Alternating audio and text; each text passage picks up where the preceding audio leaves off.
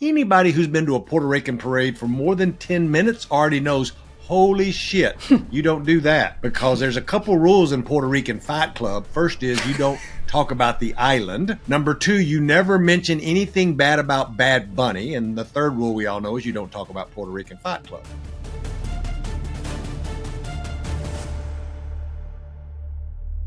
Welcome to Undercurrents, our daily news show from Unheard's Washington Bureau. Today's guest is Chuck Rocha. Subscribe here wherever you get your podcasts and over at undercurrents.tv for the full premium experience of the show. A couple of days ago, I mentioned something about leaving reviews wherever you get your podcasts, and you guys blew me away, so I just wanted to quickly thank you for doing that. It really means a lot. Now, a mid-October report in the New York Times dug into some tough numbers for Democrats. The headline read, quote, Harris struggles to win over Latinos while Trump holds his grip, poll shows. Now, reporting on that poll, the Times said Harris, at 56%, had fallen into, quote, dangerously low territory with Latino voters. The survey of the likely Latino electorate across the country found Ms. Harris underperforming the last three Democratic candidates for the White House and vulnerable on a slate of top issues, including the economy, immigration, and crime, said the Times. This was a New York Times Siena poll, by the way. And the Times also noted the poll found that Trump's escalating attacks on immigrants had not driven Latino voters to Ms. Harris. 2/3 of those surveyed said they believed Mr. Trump was not referring to people like them when he spoke about immigrants, the Times reported. So watch this clip of CNN's political director showing the network's poll results among likely Latino voters in specifically the swing states of Arizona and Nevada. Harris, as I said, had an 18-point advantage with Latinos. Biden in the 2020 exit polls, he had a 24-point advantage over Trump 4 years ago among Latinos in Arizona. Harris is +1 with Latinos in Nevada in our poll, but according to the 2020 exit polls, Biden won them by 26 percentage points. If that actually is what emerges on Election Day, that's a big warning sign in Nevada for the Harris campaign. What's especially notable about all these figures is not merely that Harris is split with Trump or that she's under the 60% threshold, but that Trump is actually rising from previous high watermarks while she's falling from the Democratic nominees before her. Trump hasn't changed. He's a pretty constant variable. His numbers didn't just start going up when Harris became the nominee either. As Vox reported all the way back in 2021, in the wake of Biden's presidential win, quote, it was clear after the election that Trump had made gains among Latino voters in places like Florida's Miami-Dade County and Texas's Rio Grande Valley. The newest and most detailed data yet shows that the trend was nationwide. According to a recent report by the Democratic data firm Catalyst, Vox said, the number of Latinos who cast votes increased by 31% from 2016 to 2020, accounting for a tenth of the electorate. A comfortable majority of Latinos, an estimated 61%, supported President Joe Biden, but there was about an 8 percentage point swing toward Trump based on data on votes cast for either the Democratic or Republican nominees in 2016 and 2020. All right, so that's what Vox said. Latino voters were always going to be crucial for both parties this election, no question about it. But they've been front and center this entire week, the final week of the race, amid controversy over stand-up comedian Tony Hinchcliffe's speech at Donald Trump's recent Madison Square Garden rally. The fallout continued all week as both campaigns sought to deal with the remarks. Here's what Hinchcliffe actually said as a reminder. If you haven't seen it yet, take a listen. Believe it or not, people, I welcome migrants to the United States of America with open arms. And by open arms, I mean like this. And these Latinos, they love making babies too. Just know that. They do. They do. There's no pulling out. They don't do that. They come inside, just like they did to our country.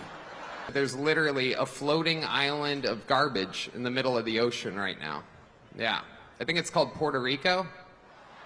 So Politico reported days later that the, quote, fallout from those jokes was, quote, spreading like wildfire in the crucial swing state of Pennsylvania, where Trump was scheduled to host a rally on Tuesday night.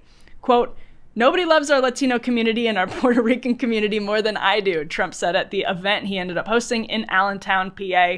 Quote, I will deliver the best future for Puerto Ricans and for Hispanic Americans. Kamala will deliver you poverty and crime. So will it matter at all when votes are cast?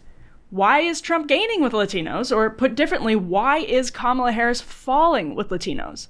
Our guest today has dedicated his life's work to helping Democrats make and secure inroads with Latino voters. He's worked for Bernie Sanders and candidates all over the country.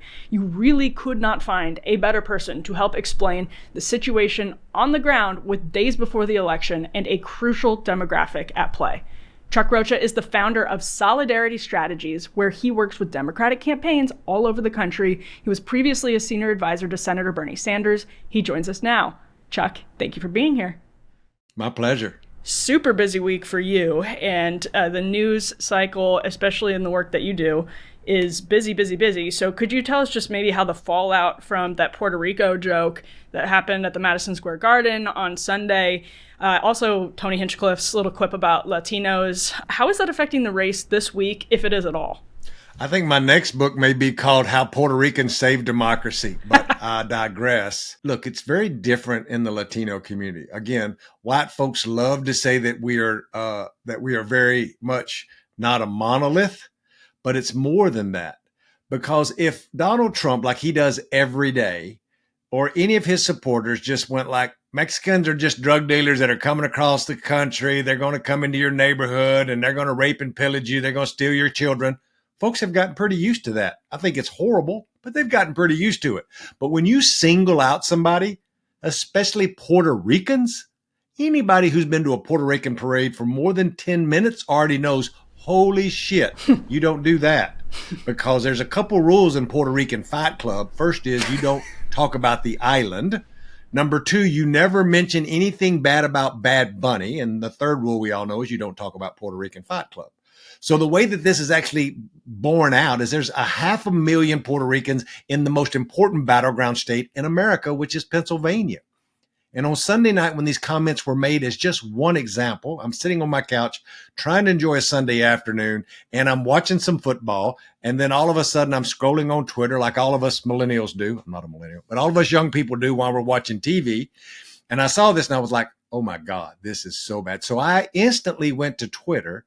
I already have a super PAC that I've had for years just so I could mess with people whenever my little heart desired. And I went on Twitter and said, hey, can somebody give me $30,000 and I'll send this clip of this idiot demonizing all of the folks in Puerto Rico to every Puerto Rican voter in Pennsylvania. And you'll be proud to know the internet's delivered in 4.5 hours. I had raised $30,000. Oh, man. And Monday morning, when every Puerto Rican voter in Pennsylvania woke up, they had gotten a text of that video a la Nuestro PAC. Whoa. Okay, so an interesting survey from the New York Times, this was before the Madison Square Garden rally, found that, quote, 2/3 of Latino voters who were surveyed said they believed that Donald Trump was not referring to people like them when he spoke about immigrants. And that was in the context of them trying to explain why Latino voters were, increasingly we're seeing numbers like he's just doing better than other Republicans have, and Kamala Harris looks like she's doing worse than other Democrats have. This is in national polls. It's not the election results. We don't have the official election results. Obviously, we don't have exit polls. We don't know what's going to happen on Tuesday. But does that explain maybe why sometimes the quips about, this is a stand-up comedy routine, obviously, at the Madison Square Garden rally, but is that part of the reason why his numbers seem to still be going up with Latino voters? You know this better than anyone, Chuck. Yeah, and this is the most absurd, self-inflicted wound you have ever seen. If you were to say, Chuck, but weren't Latinos moving towards Donald Trump? Look, the Democrat here in the cowboy hat would have said, yes, they are, right. Especially Latino men.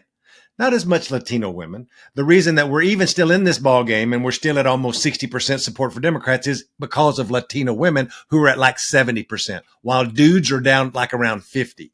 And there's a reason behind that. We're younger. We're coming of age. Donald Trump has stolen every verbiage which was the reason I joined the Democratic Party. I wanted to stop free trade agreements. I wanted to drain the swamp. I wanted to quit funding wars and start investing. That sounds like Donald Trump, for God's sakes. I'm a non-college educated Latino man.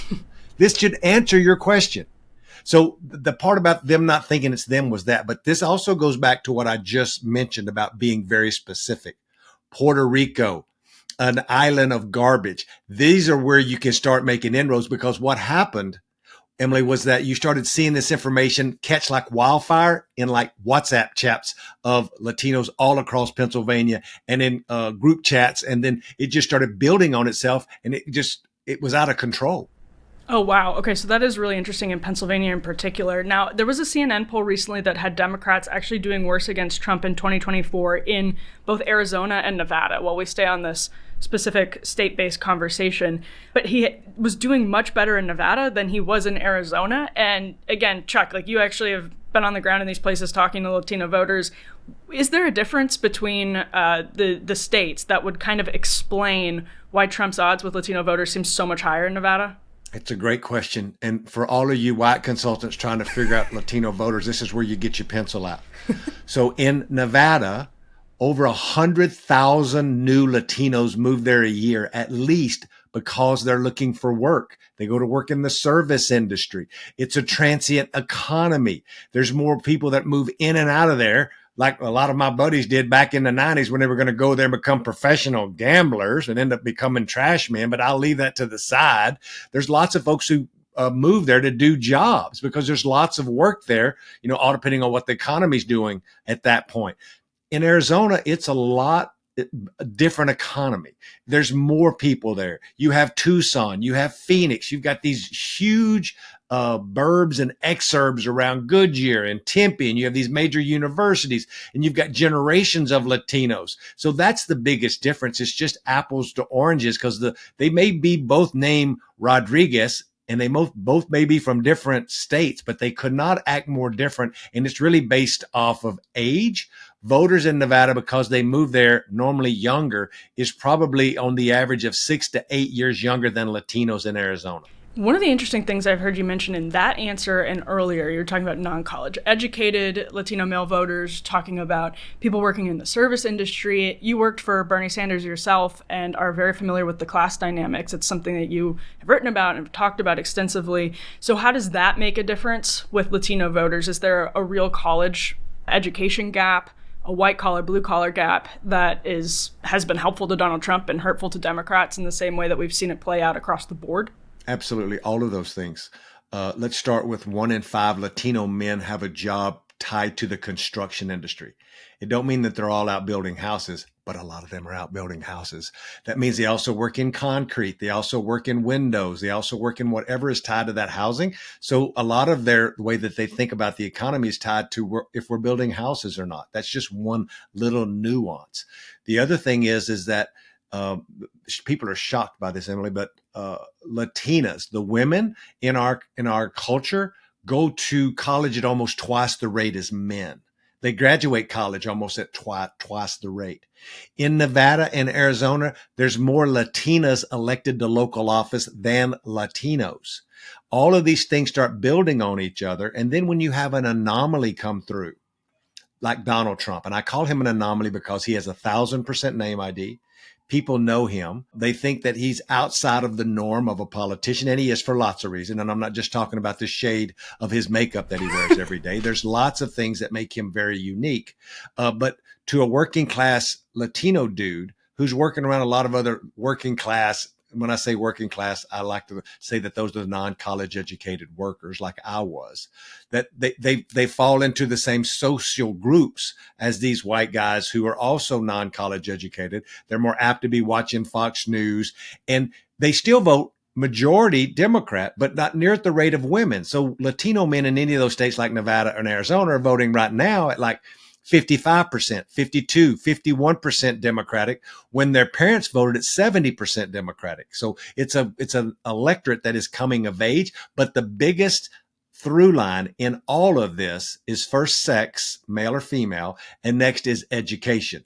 Latinos who went to college or out of college even tend to be more liberal than white people because, it's all about race and other things, like a lot of college educated folks. So there's a big, big difference. And if you think about how we message to voters right now and what messages we use, think about the message that Democrats have used. This is the second cycle in a row where it's been dominated by Dobbs and abortion, and it should, because it was horrible for women. And it's a huge motivational factor for women. But when you use that as your central theme, and there's nothing wrong with it, but you should do some bifurcation of your targeting to men under 35 and maybe be talking about them something other than abortion, even though a lot of them care about abortion. I do. I'm just saying that if you haven't heard anything that you really care about, but you've only heard about abortion, it may not be driving you to be excited about Democrats. That's exactly what I was going to ask you next, because there was a great survey in Pennsylvania, actually, from the Center for Working Class Politics and Matt Karp, looking at what messages were working best with working class voters. And the one that was doing the least help for Democrats was the sort of quote unquote democracy argument. What was helping most with working class voters in Pennsylvania was populist arguments against billionaires and elites and along those lines. Is that something that you're seeing as well on the ground, Chuck, that those are the messages that resonate with Latino voters and with working class voters more broadly? It does for men. I would go back to saying that women are still highly motivated, even if you're a black or a brown or a cultural woman. Abortion and Dobbs is a very personal issue, and it's probably still the most motivational for a young Latina in Arizona, followed by the economic populism. But for boys or men, especially under the age of 50, the things that drew me to the party, when I talk to people, and I think you've said this before, I'm the only non-college educated Latino man in politics. And for that matter, any man that hadn't went to college. I haven't been to college. I had a kid when I was 19. I've got a criminal record. I've lived through a lot of life that a lot of these men have lived through themselves. And I just explained to you and your listeners, I literally joined the party in 1990 to fight back against the NAFTA free trade agreement because I worked in a tire factory that was going to be shipped overseas. I also didn't like that lawyers and people with money had all the power and workers had no power. You could call it drain the swamp. I also didn't like they were wasting billions of dollars on weapons and blowing up other countries when folks in my hometown of East Texas were going hungry. Now, that's why I joined the party. That's exactly the verbiage that Donald Trump uses to get non-college educated white men and now a lot of non-college educated Latino men to come his way. We're still, as Democrats, winning the Latino part of that vote, but not by near as much. But that's the big difference in what you see with Donald Trump and his messaging compared to what Democrats message as a whole. Has Kamala Harris done a good enough job on that message as you've seen it play out? I will say that Kamala Harris has done the best job of any of the different sectors of the electorate that's holding election. And let me explain that for you nerds who listen to this podcast, who are a lot of my friends. What I mean by that is in the House and the Senate races, they run off of a formula, which is they'll go in and they'll do a poll and they'll listen to voters and they'll run ads on what those voters say they care about. And if that politician that they're running against hasn't paid their taxes, or if they had an affair, or out in Virginia, they run a TV commercial with a fake family in it with them, they'll use those things to say, you can't trust that person. Don't vote for that person. And then we will run probably an abortion ad, because that's what a lot of women say that they want to hear about and they're really pissed about. So we'll run that. And then second, old people vote. Old people over-index in the polling information because they'll still pick up a landline and they'll say they care about Social Security and Medicare. And for God's sakes, they should. I'm an old person now. I got a lot of white hair. I care about Social Security and Medicare. So that's what the ads are about, because that's what the people tell the posters in these elections they want to be about. Now, at the presidential level, it's much different. That's why you saw Bernie Sanders, or even the opposite of that with Hillary Clinton, run different messages because they have way more money. They have to create a national narrative that the press will talk about while simultaneously running, I would say, 8 to 10 individual governor's races state by state, because they're such unique electorates. I don't mean to be getting down in the weeds, but I think your audience gets this.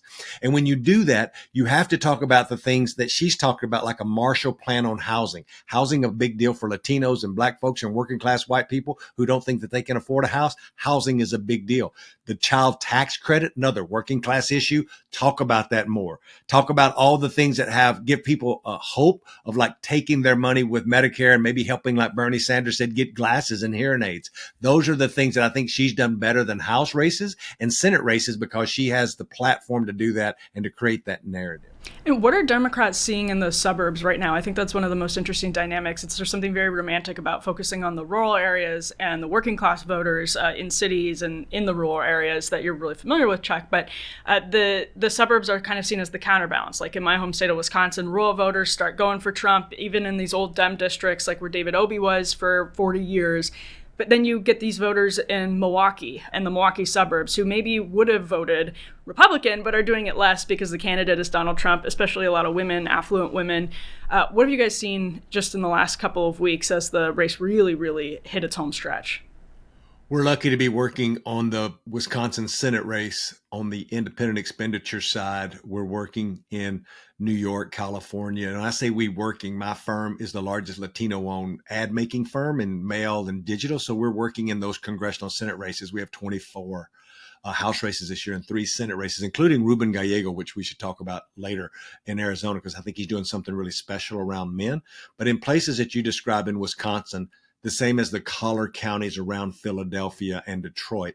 The big difference in this election are white women who are married to Republican dudes who may be registered Republicans, but we're going to vote for Kamala Harris because they either want to see the first woman president, they're motivated by Dobbs, or the thing that I think is really interesting is all of these women have been around some dude like Donald Trump in their lifetime. And they're like, I have met this asshole 10 times in a bar and he is too full of himself and I ain't vote for this son of a bitch anymore.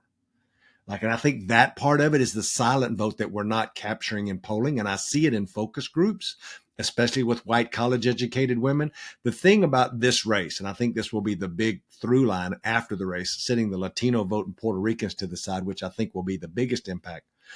The second will be how much more college-educated white women in these suburbs, the same suburbs around Phoenix that we described as well, outperform black and brown and non-college educated white men in these same states. There's no doubt that men that didn't go to college that are under 30 love them some Donald Trump at a big level. The thing that me and you both know, Emily, is they never really show up at the rate that they're supposed to compared to other folks in their same demographic, while white women show up who have a college degree in the suburbs like it's their damn job. Talk to us about Gallego, obviously up against America's weirdest candidate, arguably, in Kari Lake, and that's a fairly high bar, so congratulations to her on passing it. But what's he up to targeting men as a Democrat? I think that Ruben is the epitome of what you can do to maximize getting women and, with a big A-N-D, men to vote for you. I think when this race is over, I think that men will underperform again, except in Arizona. And I think that Ruben Gallego will give the Democrats a roadmap on how to win back men. And it was by the intentionality that he had in this campaign from day one. When I met with Ruben, who's one of my best friends, I think that he is the epitome of what we should have as a public servant, somebody who served his country in the Marines, somebody who comes from nothing, and somebody who wants to be elected, not for his ego or to see his name on a sign, but because he really wants to help people, because he don't come from anything, just like me. So I see myself in Ruben so much. And when we sat down almost 3 years ago and he was like, I want to do this, I want to run, I think we can do something really different. And I can use my message as a working class Latino kid who end up going to the Marines, seeing the worst part of war, coming back, running for public office and making a real difference and being 100% labor voting record, being somebody that's a common sense Democrat who's been fighting for workers his whole life. The things that he did very uniquely on his campaign were things like have a viewing party for this huge boxing match where this Mexican was boxing that everybody knows named Canelo. And so we would go to a youth boxing club where fathers and sons would box and then pay for the pay-per-view, bring in tacos, and then have the whole community come, when most Democrats don't even know what a boxing match is. They've never seen a boxing match. And so I had to explain that on the consultant's call. And then on top of that, doing carne asadas in backyards with beer and barbecue. Going this Friday, we're literally have rented 10 bulls and are having a rodeo and a concert in South Phoenix. This is the kind of things you do, plus sponsor soccer tournaments. Yesterday morning, before the sun came up, Ruben Gallego was at a construction site with hundreds of men, talking to them from the back end of a flatbed truck while we served them coffee and breakfast tacos. That's how you show intentionality about showing up where men are, A, and then listening to them. He met every person in that crowd and listened to their concerns. And then B, of course, brought really good breakfast tacos. That is super interesting. And it brings me to kind of the last big picture question I wanted to pose to you, Chuck, which is you described Donald Trump earlier as an anomaly. And I've been thinking a lot about that recently after the Madison Square Garden rally, because the upside of that for Donald Trump is that it showcased this coalition that he has going of former Democrats. You bring Tulsi Gabbard into it and all of those people from different walks of life that the Republican Party now says are unifying under the banner of Trumpism, et cetera, et cetera. But as I watched that play out, I thought to myself, no other Republican can do this.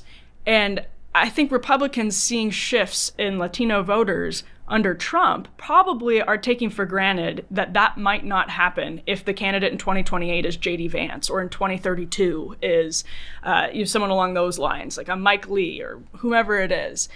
Is that the case, Chuck? Do you think Donald Trump is uniquely able to reach out to Hispanic voters in a way that other Republicans in the future just won't be able to anyway? It's just the truth. They're getting this bump because of him in spite of themselves. And let me give you some hard facts.